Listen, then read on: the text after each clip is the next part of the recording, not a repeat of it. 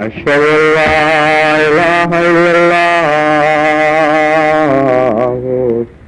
وحده لا شريك له وأشهد أن محمدا عبده ورسوله أما بعد فأعوذ بالله من الشيطان الرجيم بسم الله الرحمن الرحيم الحمد لله رب العالمين الرحمن الرحيم مالك يوم الدين إياك نعبد وإياك نستعين اهدنا الصراط المستقيم صراط الذين أنعمت عليهم غير المغضوب عليهم ولا الضالين وإذ قال إبراهيم رب اجعل هذا البلد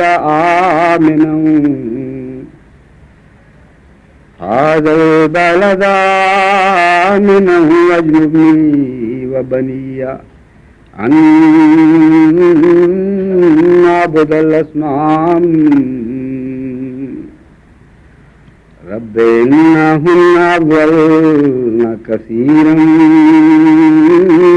من الناس فمن تبعني فإنه مني ومن عصاني فإنك غفور رحيم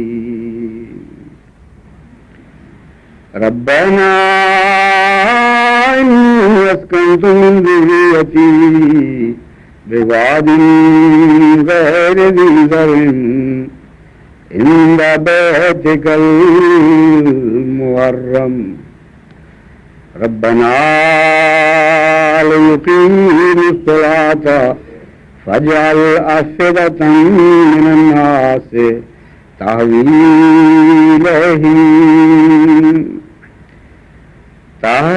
إليهم وارزقهم من الثمرات لعلهم يشكرون ربنا إنك تعلم ما نخفي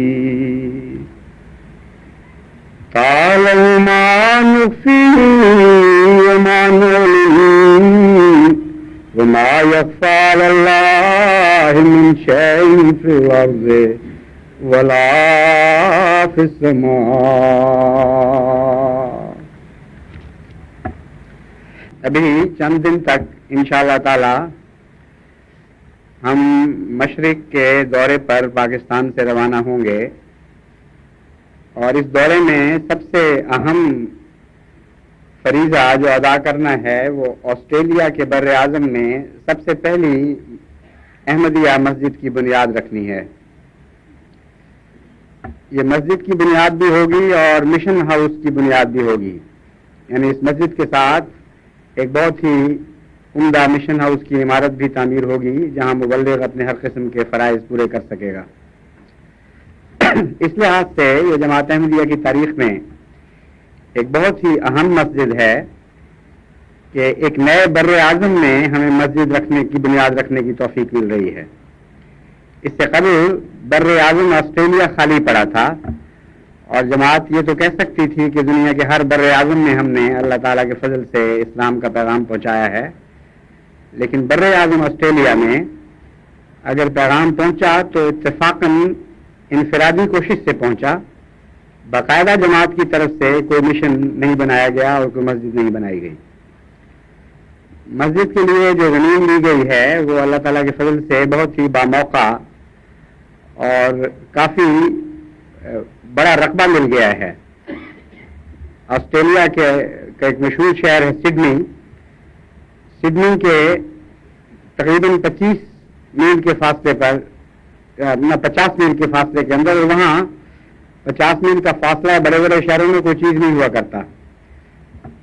27 ایکڑ سے کچھ زائد رقبہ ملا ہے جہاں انشاءاللہ مسجد کی بنیاد بھی رکھی جائے گی, مسجد بھی بنائی جائے گی, مشن ہاؤس بھی, اور آئندہ جماعت کی دلچسپیوں کے لیے ہر قسم کے مواقع وہاں مہیا ہو سکیں گے. 27 ایکڑ میں تو ہمارا جلسہ سالانہ ہو سکتا ہے ماشاءاللہ. اس لیے ہم بڑی امید لے کر اتنا بڑا رقبہ لے رہے ہیں کہ خدا تعالیٰ جلد اس کو بھر بھی دے اور چھوٹا بھی کر دے, اور ہماری توقعات ناکام ہو جائیں, اس کے فضل ان سے بہت آگے نکل جائیں. ان دعاؤں کے ساتھ انشاءاللہ تعالیٰ اس مسجد کا آغاز کیا جائے گا. پاکستان میں سے روانہ ہونے سے پہلے یہ میرا آخری خطبہ ہوگا اس سفر پہ جانے سے پہلے, اس لیے میں نے اس مسجد کو ہی اور مساجد کی تعمیر کے مضمون کو آج کے خطبے کا موضوع بنایا ہے. سب سے اہم مسجد جو دنیا میں تعمیر کی گئی, جس کے مقاصد میں حضرت صلی اللہ علیہ وآلہ وسلم کی بعثت شامل تھی, وہ بیت الحرام ہے, یعنی وہ خدا کا پہلا گھر جو مکے میں آباد کیا بنایا گیا. اس گھر سے پہلے وہاں کوئی شہر آباد نہیں تھا, اس لیے مکے میں بنایا گیا کہ الفاظ شاید اس مضمون کو پوری طرح واضح نہیں کرتے. جب بھی خدا کا یہ گھر بنایا گیا اس کی تفصیلی تاریخ ہمارے پاس محفوظ نہیں.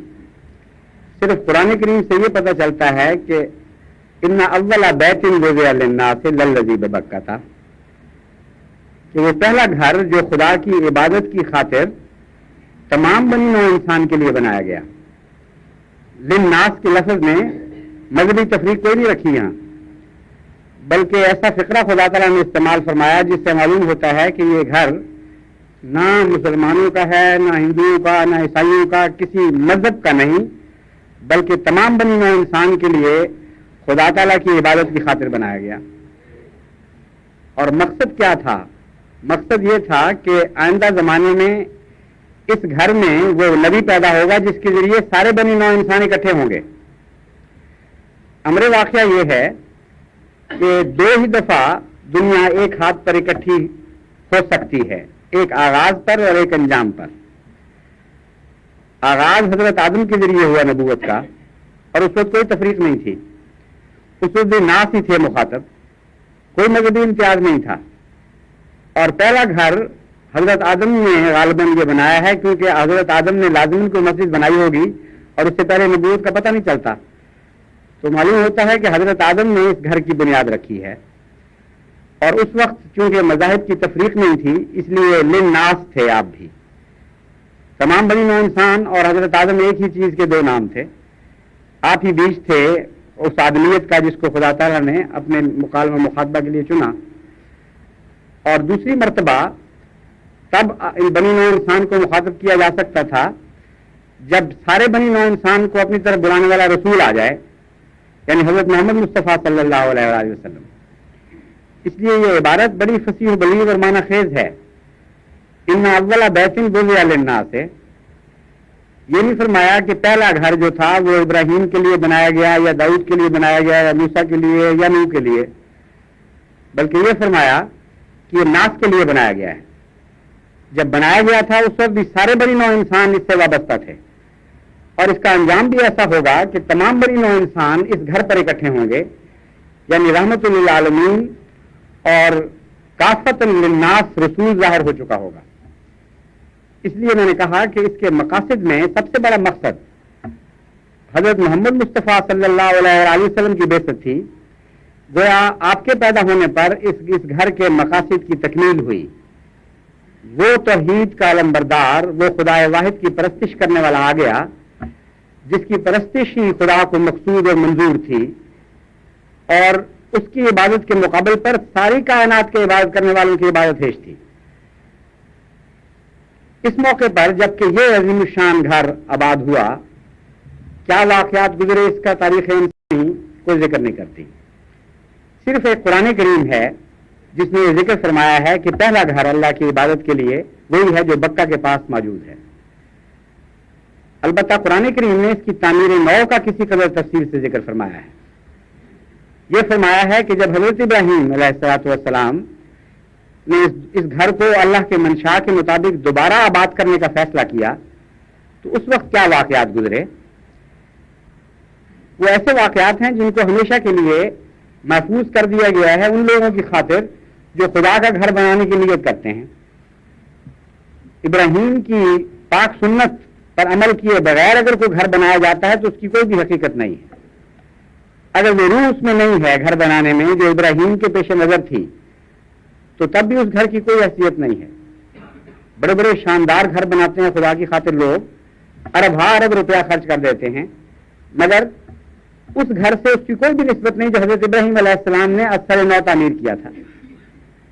اور وہاں کسی بادشاہت کا روپیہ استعمال نہیں ہوا، کوئی بڑے بڑے انجینئر نہیں آئے، کوئی عظیم الشان معمار اکٹھے نہیں کیے گئے دنیا سے ماہرین فن، کوئی قومی مزدور نہیں بنائی گئی. اللہ تعالیٰ اتنا فرماتا ہے کہ جب وہ تعمیر نو ہوئی خانہ کعبہ کی تو باپ معمار تھا اور بیٹا مزدور،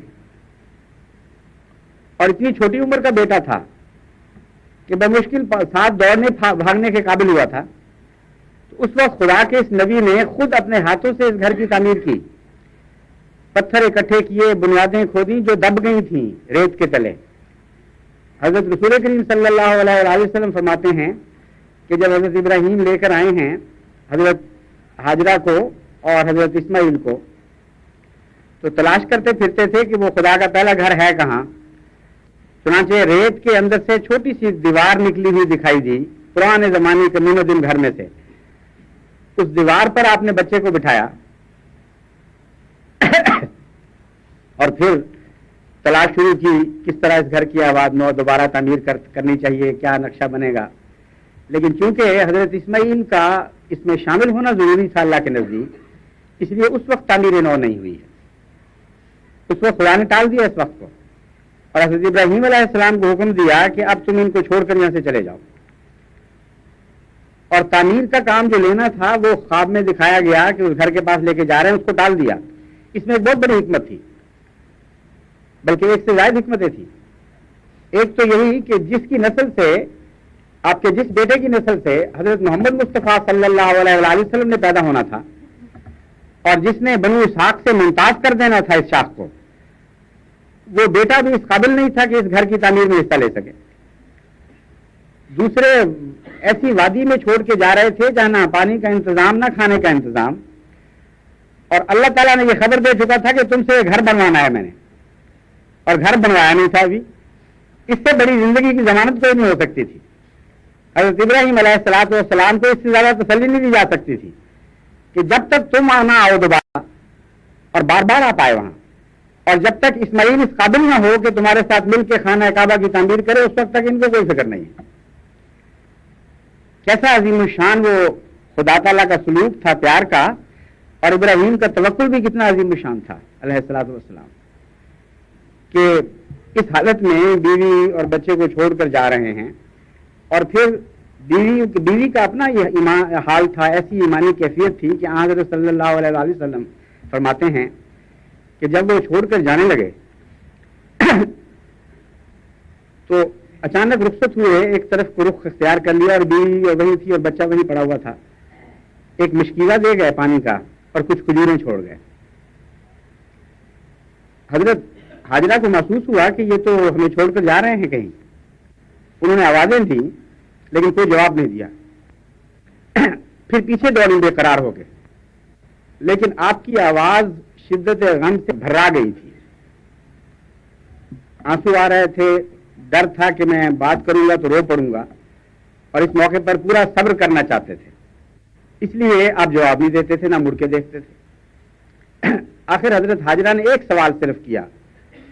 انہوں نے کہا مجھے صرف اتنا بتا دیں کہ کیا خدا کی خاطر ایسا کر رہے ہیں؟ کیا اللہ کا حکم ہے؟ پھر میں راضی ہو جاؤں گی، مجھے کوئی پرواہ نہیں۔ اور اس سوال میں بھی ایک بڑی عجیب بات تھی، عورت کی فطرت کا ایک خاص راز تھا اس سوال میں۔ حضرت ہاجرہ حضرت سائرہ کے اوپر سوکن کے طور پر آئی ہوئی تھی، اور آپ کو پتا تھا کہ حضرت سائرہ پسند نہیں کرتی ان کو، اور کئی دفعہ حضرت ابراہیم علیہ السلام کو کہہ چکی ہیں کہ نکالو اس کو گھر سے۔ یہ بے قراری تھی ان کے دل میں لگی ہوئی کہ مجھے یہ بتا دیں کہ میرے خدا کی خاطر ایسا کر رہے ہیں یا سوگن کی خاطر کر رہے ہیں۔ اگر خدا کی خاطر ہے تو ساری ٹھنڈ پڑ جائے گی، چاہے یہاں پیاس میں تڑپ تڑپ کے جان دوں، اور اگر میری سوگن کی خاطر ہے تو پھر تو آگ اور بھی بڑھے گی۔ بہرحال ایک آپ کو چھوڑنے کا دکھ، پھر اس حالات کا دکھ، اور اوپر سے یہ سکناپا کہ ایک بیوی کی خاطر دوسری بیوی کو چھوڑ رہے ہیں۔ تو جب انہوں نے یہ کہا کہ کیا خدا کی خاطر، تو انہوں نے انگلی اوپر اٹھائی اور سر ہلایا، پھر یہ بڑے اطمینان سے تسلی سے واپس آ کے وہاں بیٹھ گئی۔ یہ ہے اس گھر کے پاس آباد کرنے کا آغاز، اور اس وقت کی جو دعائیں ہیں ان میں کسی شہر کا ذکر نہیں ملتا۔ اس میں اللہ تعالیٰ حضرت ابراہیم جو دعا کرتے ہیں وہ عرض کرتے ہیں اللہ سے، رب اجعل ھذا بلدا آمنا، اے خدا اس جگہ کو بلدا آمنا بنا دے۔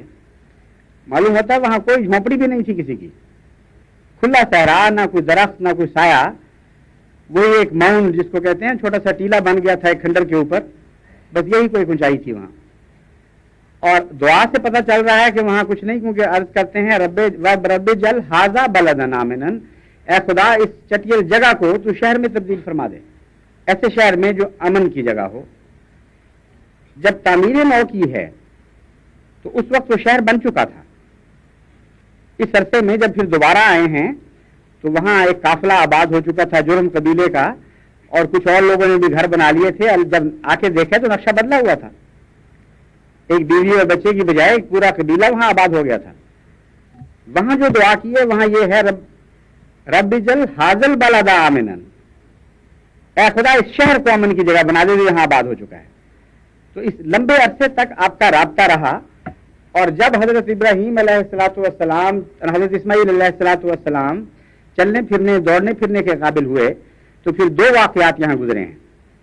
ایک خانہ کعبہ کی، خدا کے پہلے گھر کی تعمیر نو، جس میں دونوں باپ بیٹا نے حصہ لیا ہے، اور ایک حضرت اسماعیل کی قربانی۔ تو خدا کے گھر بنانے سے پہلے جو پس منظر ہے وہ سوچئے کتنا دردناک ہے اور کتنا عظیم الشان ہے، کتنے گہرے محبت اور عشق کے جذبات ہیں جو اللہ اور بندے کے درمیان چل رہے ہیں، اور پھر اس گھر کی تعمیر ہو رہی ہے، اور بظاہر یہ گھر اتنا معمولی ہے کہ دو باپ بیٹا نے مل کے چند پتھر رکھے ہیں، ٹیڑے اونچے سیدھے ٹیڑے جیسے بھی ان بیچاروں سے رکھے گئے، وہ جانتے ہی نہیں تھے کہ تعمیر کس طرح کیا کرتے ہیں۔ اور سب سے زیادہ پیار کی نگاہیں جس گھر پر خدا کی پڑی ہیں وہ وہی گھر ہے۔ سب سے زیادہ عظیم الشان عبادت کرنے والے نے جس گھر کی خاطر پیدا کیا جائے، جس گھر کو آباد کرنا تھا، وہ حضرت محمد مصطفیٰ صلی اللہ علیہ وآلہ وسلم کا وجود، وہ اسی گھر سے وابستہ ہوئے۔ اور اس گھر میں وہ دعا کی گئی گھر کی بلندی کرتے وقت، اس کی تعمیر کرتے وقت، جس میں حضرت محمد مصطفیٰ صلی اللہ علیہ وآلہ وسلم کا بیست کا مطالبہ کیا گیا حضرت ابراہیم کی طرف سے، اور جن الفاظ میں آپ نے دعا کی انہی الفاظ میں قبولیت کی خبر دی ہے اللہ تعالیٰ نے حضرت صلی اللہ علیہ وآلہ وسلم کو مبعوث فرماتے ہوئے۔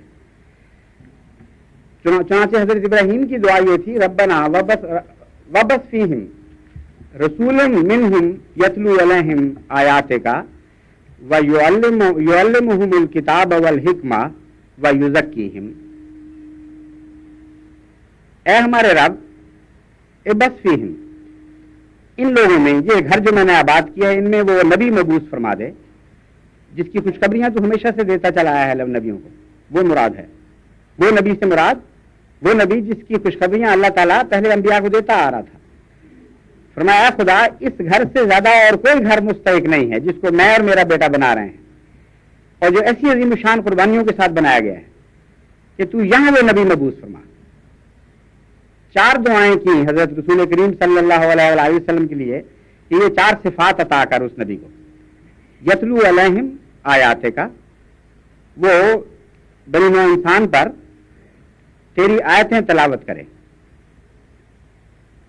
وَيُعَلِّمُهُمُ الْكِتَابَ، اور کتاب کی تعلیم دے یعنی شریعت عطا کرے، والحکمہ اور اس شریعت کی حکمتیں بھی ساتھ بیان فرمائے. کوئی ایسا نبی نہ ہو جو کہے کہ مانو نہیں تو جاؤ جہنم میں، بلکہ وہ دلوں کو بھی قائل کرے، دماغ کو بھی قائل کرے. وَيُزَكِّيهِمْ، اور حضرت ابراہیم نے سوچا کہ جب یہ تین چیزیں ہو جائیں گی تو تزکیہ نفس تو ایک لازمی حصہ ہے. جس قوم کو ایسا رسول ملے جو اللہ کی آیتیں پر تلاوت کرے، پھر ان کو تعلیم کتاب دے، پھر اس کی حکمتیں بتائے، اس کا تزکیہ تو ایک طبی بات ہے. خدا نے اس دعا کو انہی الفاظ میں قبول فرمایا، لیکن ایک فرق کے ساتھ. ترتیب بدل دی اس دعا کی اور یہ بتایا کہ بندے کی سوچ اور ہوتی ہے، اور خالق اور علیم القدیر خدا کی سوچ اور ہوتی ہے، علیم و حکیم خدا کی سوچ اور ہوتی ہے. ایسا باریک فرق کر دیا ہے کہ اس سے دعا کی شان کو بڑھا دیا ہے. اس فرق کرنے کے نتیجے میں سورہ جمعہ میں اس دعا کی قبولیت کا اعلان ملتا ہے. فرمایا هو الذی بعث فی الامیین رسولا منہم، دیکھو ابراہیم کی دعا سنی گئی. وہی خدا ہے یہ جس نے ان لوگوں میں سے وہ رسول برپا کر دیا جس کے متعلق مانگا گیا تھا.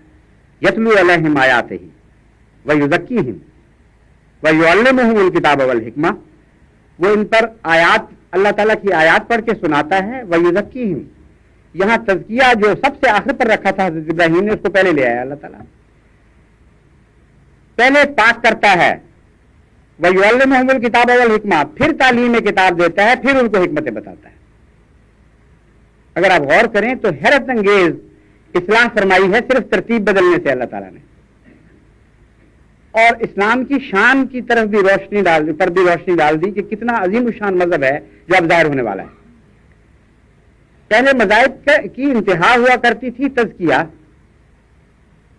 حضرت ابراہیم علیہ السلام نے جو دستور دیکھا تھا مذاہب کا، جو تاریخ ان کے سامنے کھلی تھی، وہ یہی جانتے تھے کہ انبیاء ہمیشہ پہلے تعلیم دیتے ہیں، حکمتیں سکھاتے ہیں، پھر اس کے نتیجے میں تزکیہ ہوتا ہے، اور تزکیہ مقصود ہے، یہ آخری چیز ہے. خدا تعالیٰ نے بتایا کہ ایک اور مذہب آنے والا ہے اب دنیا میں، یہ ملتیوں کو اٹھائے گا اور بلندتر مقامات پر لے جائے گا. اس اسکول میں داخل ہونے کے لیے ڈگری زیادہ اونچی ہونی چاہیے. جس طرح ابتدائی کے اسکول میں پرائمری کے لیے اور قسم کی قابلیت کی ضرورت ہوا کرتی ہے، ہائی اسکول کے لیے اور ضرورت ہوتی ہے، اور ڈگریوں کے لیے اور ضرورت ہوتی ہے. تو مذہب اسلام کا مقام بہت بلند کر دیا اس ترتیب نے. خدا نے فرمایا نہیں، اب تو تزکیہ والے لوگ ہی یہاں داخل ہو سکیں گے، وہی فائدہ اٹھائیں گے، گندے اور ناپاک لوگوں کے لیے جگہ کوئی نہیں ہے. پہلے تزکیہ کرو ہوگا، پھر تم اس لائق ہوگے کہ اسلام کی باتیں سمجھو. تزکیے کے بغیر نہ اس کی تعلیم سمجھ میں آنی ہے، نہ اس کی حکمتیں معلوم کر سکو گے. اور یہی وہ بین ہی مضمون ہے جس سے قرآن کریم کا آغاز ہو رہا ہے، جس سے معلوم ہوتا ہے کسی بندے کا کلام نہیں. اتنا گہرا، اتنا مضبوط ربط ہے آیات کے درمیان کہ عقل دنگ رہ جاتی ہے. فرمایا ذالک الکتاب، تو رسول کا تعارف تھا، کتاب کا تعارف سنیے. ذالک الکتاب، یہ وہی کتاب ہے. جس طرح فرمایا یہ وہی رسول ہے جس کی دعا کی گئی تھی. فرمایا یہ وہی کتاب ہے جس نے آنا تھا. لا ریب فیہ، اس میں کوئی شک نہیں. ھدی للمتقین، لیکن یہ وہ ہدایت نہیں ہے جو غیر متقی کو بھی مل سکے. تزکیہ والے لوگ اور متقی ایک ہی چیز کے دو نام ہیں. فرمایا اس کتاب سے استفادہ کے لیے تقوی شرط ہے، یعنی پہلے تزکیہ نفس ہو، پھر آگے بڑھائے گی یہ کتاب. اور جن کا دل پاک نہیں ہے، جو گندے لوگ ہیں، ان کو اس کتاب سے کچھ بھی نہیں ملنا.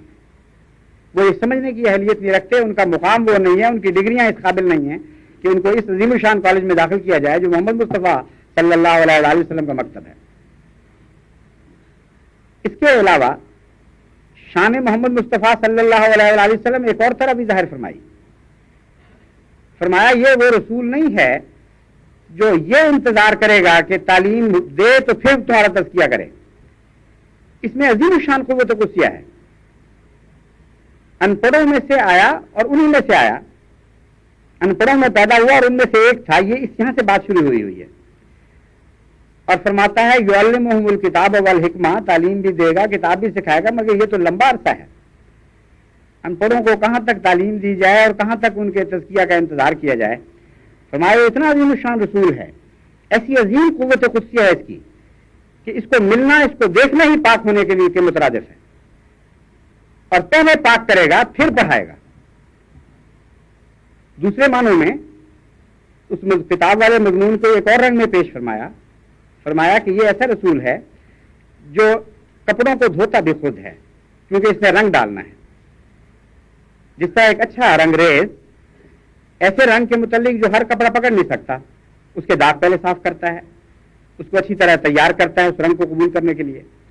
تو اللہ تعالیٰ فرماتا ہے کہ محمد مصطفیٰ صلی اللہ علیہ وآلہ وسلم جو رنگ دینے آئے ہیں تمہیں، وہ ہر کپڑے پر چڑھ نہیں سکتے، لیکن اب تم مطالبہ کرو گے کہ ہم کیسے تیار ہوں. فرمایا نہیں، محمد مصطفیٰ سے تعلق رکھ لو، یہ خود تمہیں صاف کرے گا، خود تیار کرے گا، وہ دلوں کو پاکیزگی بخشے گا، جس کے بعد پھر اسلام کی تعلیم سمجھ آ سکتی ہے، اس کی حکمتیں سمجھ آ سکتی ہیں. اسی لیے حضرت مسیح موعود علیہ الصلوۃ والسلام نے حضرت صلی اللہ علیہ وآلہ وسلم کو مخاطب کرتے ہوئے وہ شعر کہا جو آپ کے شدید ترین دشمن بھی سنتے تھے اور سر جھنتے تھے، اور بعد میں اپنی مساجد کے اوپر اس شعر کو لکھوایا. وہ یہ تھا کہ اگر خواہی دلیلی عاشق اشباش محمد ہست برہان محمد، کہ اے محمد مصطفیٰ کی صداقت کی دلیل ڈھونڈنے والے، کیا کبھی تو نے سورج کی صداقت کی بھی دلیل ڈھونڈی ہے؟ سورج تو اپنی صداقت کی دلیل آپ ہوا کرتا ہے. یہ تو ایسا سچائی اور پاکیزگی کا سورج چڑھ گیا ہے کہ پہلی مرتبہ دنیا میں یہ واقعہ ہوا ہے کہ اپنی دلیل لے کر خود آیا ہے یہ حسن کامل. اس لیے تم اگر دلیل ڈھونڈتے ہو تو عاشق ہو جاؤ، اس کے سوا کوئی دلیل نہیں ہے. محبوب ظاہر ہو چکا ہے دنیا کا، محمد ہست برہان محمد، محمد کے سوا محمد کی دلیل ہی کوئی نہیں. سب سے زیادہ شاندار دلیل آپ کی صفات حسنہ ہے، آپ کی قوت قدسیہ ہے، اور وہ سب کو پاک کرتی ہے اور پھر ان الہی رنگ چڑھانے کے لیے تیار کرتی ہے.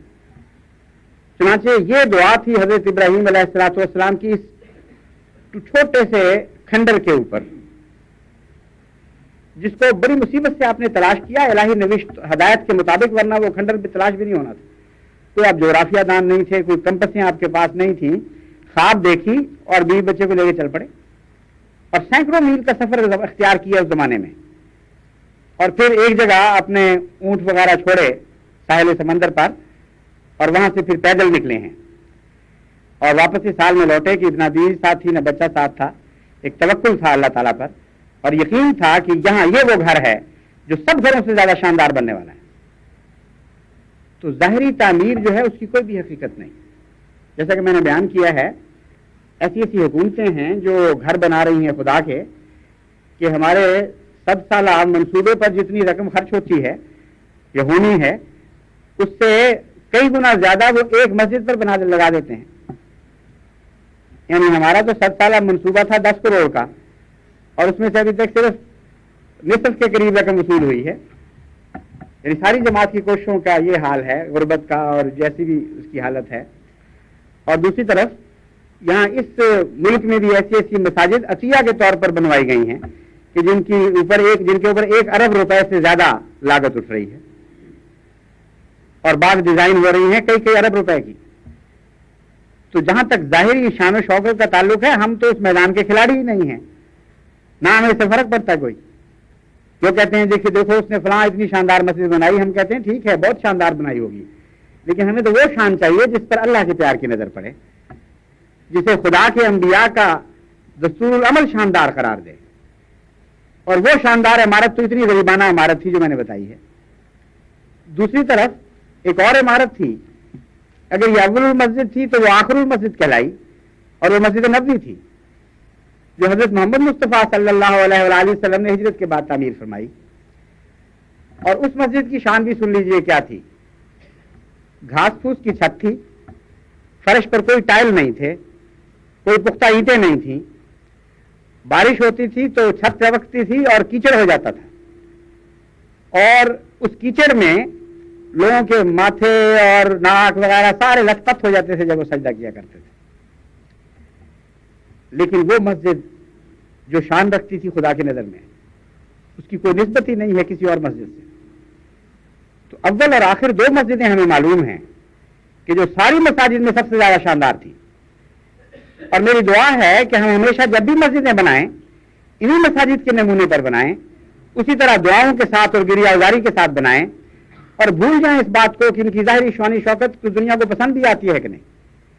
ہاں یہ دعا کریں کہ جس طرح حضرت ابراہیم علیہ الصلوۃ والسلام نے دعا کی کہ کہ اے خدا ان میں پھر عبادت کرنے والے پیدا کرنا جو حق ادا کرنے والے ہیں۔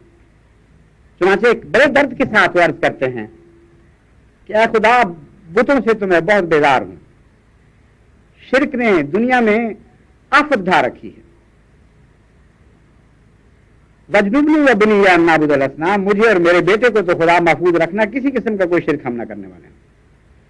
رب انہن اضللن کثیرا من الناس، اے خدا بہت دنیا کو بتوں نے تباہ کیا ہے اور شرک نے ہلاک کر دیا ہے۔ فمن تبعنی فانہ منی، بس اے خدا جو میری پیروی کرے گا وہ تو شرک سے پاک رہے گا، وہ میرا ہے، اور جو میری پیروی نہیں کرے گا اور اس کے سوا مسجدیں بنائے گا اور عبادت کے لیے تیرے گھر تعمیر کرے گا، مجھے اس سے غرض نہیں۔ لیکن میں اس کے متعلق بھی اتنا عرض کرتا ہوں فإنک غفور الرحیم، تو ہے تو غفور الرحیم نا، ان کے لیے بھی بخشش کی سامان کرنا۔ ربنا انی اسکنت من ذریتی بواد غیر ذی زرع عند بیتک المحرم، یہاں ادا کر یہ دعا جو ہے یہ اپنے درد کے معراج کو پہنچتی ہے۔ کہتے ہیں اے خدا اس گھر کی خاطر جو میں اور میرا بیٹا یہاں تعمیر کر رہے ہیں، اسکنت من ذریتی، میں نے اپنی ذریت کو یہاں آباد کیا، جبکہ واد غیر ذی زرع تھی، گھاس کا تیلا بھی نہیں اگتا تھا، یہاں ایسا بھی ابان علاقہ تھا۔ عند بیتک المحرم، میں نے ڈھونڈا وہ گھر کون سا ہے جو تیری خاطر بنایا گیا تھا، اور وہاں میں نے اس کو آباد کیا۔ کیوں آباد کیا؟ ربنا لیقیموا الصلاۃ، اے خدا اس لیے آباد کیا کہ تیری عبادت کی جائے۔ فجعل افئدۃ من الناس تهوی الیہم وارزقہم من الثمرات لعلہم یشکرون، بس تو اب لوگوں کے دل بھی مائل کر دینا، یہ زمین تو کچھ نہیں اگاتی لیکن ساری زمینیں تیری ہیں جو اگاتی ہیں، تو اگر چاہے تو سب کے پھل دوڑتے ہوئے زمین کی طرف چلے آئیں، بس دنیا کی زمینیں جو پھل اگائیں گی، میری دعا یہ ہے کہ اس زمین کی طرف ان کا رخ پھیر دینا، اور یہاں رہنے والوں کو یہ شکوہ نہ رہے کہ ہمیں واد غیر ذی زرع میں آباد کیا گیا تھا۔ اور اے خدا انک تعلم ما نخفی وما نعلن، بہت بڑے دعوے میں نے کیے ہیں کہ تیری خاطر سب کچھ کر رہا ہوں، لیکن یہ بھی جانتا ہوں کہ بعض ایسی باتیں بھی ہیں جو مجھے نہیں معلوم اپنے دل کی، اور تو جانتا ہے، اس لیے انسانی دعوے کی کوئی بھی حیثیت نہیں۔ جتنے بڑے نیک نیتی کے اور عظیم الشان ارادوں کے دعوے کر رہا ہو، آخر پر حضرت ابراہیم نے جو عاجزانہ بات کی وہی بات جا کے تان ٹوٹتی ہے۔ انک تعلم ما نخفی وما نعلن، تو جانتا ہے کہ ہم جسے چھپائے ہوئے ہیں اور جسے ظاہر کر رہے ہیں۔ وما یخفی علی اللہ من شیء فی الارض ولا فی السماء، اور اللہ پر زمین و آسمان کی کوئی چیز چھپی ہوئی نہیں ہے۔ بس جماعت احمدیہ کو ان دو مساجد سے جن کا میں نے ذکر کیا ہے، اول بیت اور آخر المساجد، ان سے سبق لینا چاہیے، اور یاد رکھنا چاہیے کہ یہ مساجد محض عبادت کی خاطر تعمیر کی گئی تھی۔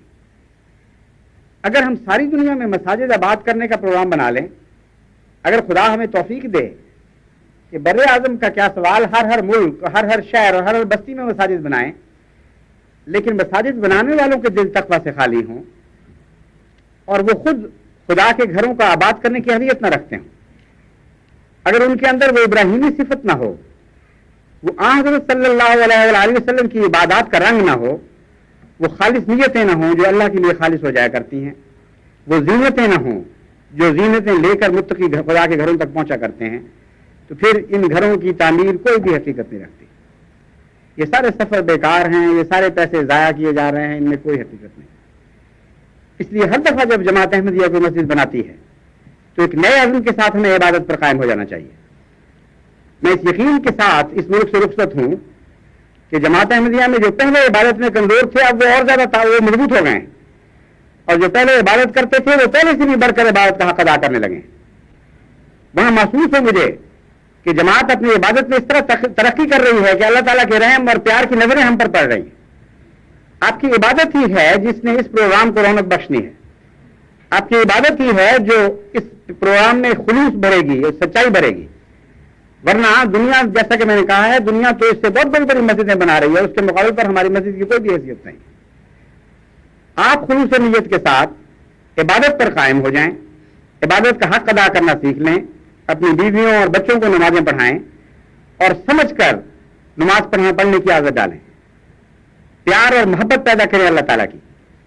پھر دیکھیں کہ جس طرح اس گھر کی طرف لوگوں کے دل مائل ہو گئے تھے، اسی طرح اس نئے گھر کی طرف بھی اہل آسٹریلیا کے دل مائل ہو جائیں گے. پھر کوئی دنیا کی طاقت ان کو روک نہیں سکے گی اس گھر میں آنے سے. اور وہ ویرانہ یعنی آسٹریلیا جو روحانی لحاظ سے ویران پڑا ہوا ہے، وہاں جو ہم خدا کی عبادت کی خاطر گھر بنانے والے ہیں، اس کی حضرت ابراہیم کے اس گھر کی سے ایک مثال ہے تو صحیح ملتی جلتی. وہ ظاہری طور پر بھی ویران جگہ تھی اور روحانی طور پر بھی، لیکن آسٹریلیا روحانی طور پر کلیتاً ویران ہے. اس لیے دعائیں کریں اور بہت دعائیں کریں کہ اللہ تعالیٰ ہمارے نیکی، ہمارے خلوص اور ہمارے عبادت کی سچی روح کو قبول فرمائے اور کثرت کے ساتھ دلوں کو اس گھر کی طرف مائل کر دے جو ہم وہاں بنانے لگے ہیں. اور یہ گھر ایک نہ رہے بلکہ ہزاروں لاکھوں کروڑوں گھر پھر اس گھر کے نتیجے میں بنے اور ہر گھر خدا کی عبادت سے بھرتا چلا جائے.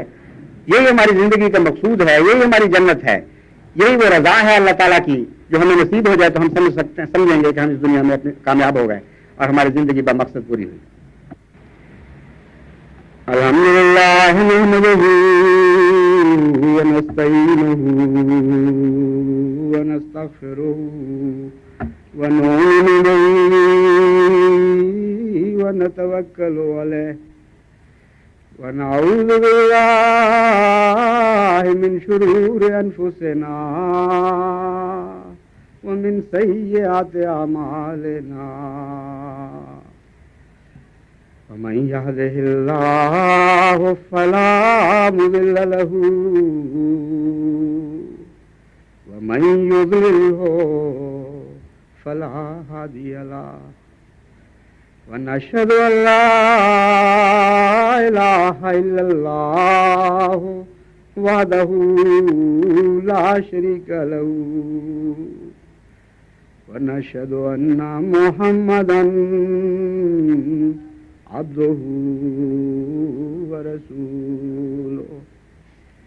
آج کے اس جمعہ کے لیے چونکہ بکثرت مسافر باہر سے تشریف لائے ہوئے ہیں اور انہیں واپس جانا ہوگا، اس لیے جمعے کے ساتھ ہم نماز عصر بھی جمع کریں گے. تو جمعے کے بعد نماز عصر کے لیے بھی صفحے بنا لیں. جمعے کی نماز کے آخری سجدے میں خصوصیت کے ساتھ آسٹریلیا مسجد اور مشن کی کامیابی کے لیے اور اسے تمام دنیا میں تمام اس علاقے میں نور پھیلانے کے موجب بنانے کے لیے دعائیں کریں. عباد اللہ رحمکم اللہ ان اللہ یامر بالعدل والاحسان وایتاء ذی القربی وینہی عن الفحشاء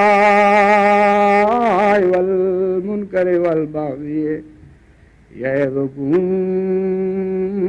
لعلکم تذکرون.